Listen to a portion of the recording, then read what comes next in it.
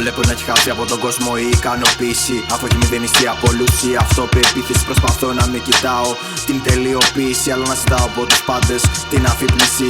Βλέπω να έχει χαθεί από τον κόσμο η ικανοποίηση. Αφού έχει μηδενιστεί από όλους η αυτοπεποίθηση. Προσπαθώ να μην κοιτάω την τελειοποίηση, αλλά να ζητάω από τους πάντες την αφύπνιση.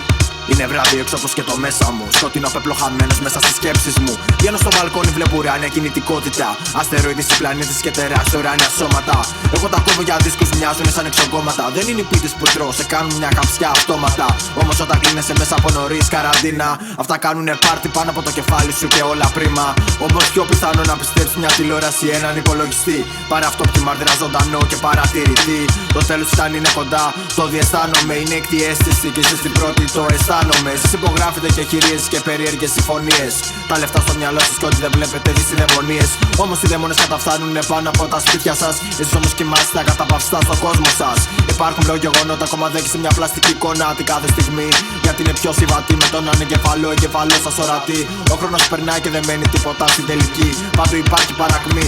Έχετε μέσα σας την απόλυτη διαστροφή και εκτελείτε την κάθε διαταγή. Το εφαρμόζετε, το δουλεύετε σε διατύπωση. Πλέον δεν με κάνει τίποτα στον κόσμο εντύπωση.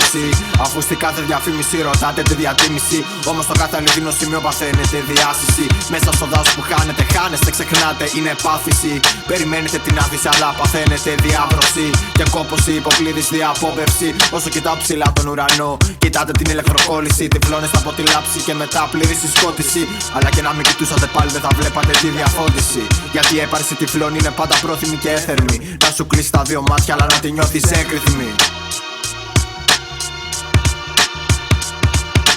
Βλέπω να έχει χαθεί από τον κόσμο η ικανοποίηση. Αφού έχει μηδενιστεί από όλους η αυτοπεποίθηση. Προσπαθώ να μην κοιτάω την τελειοποίηση, αλλά να ζητάω από τους πάντες την αφύπνιση.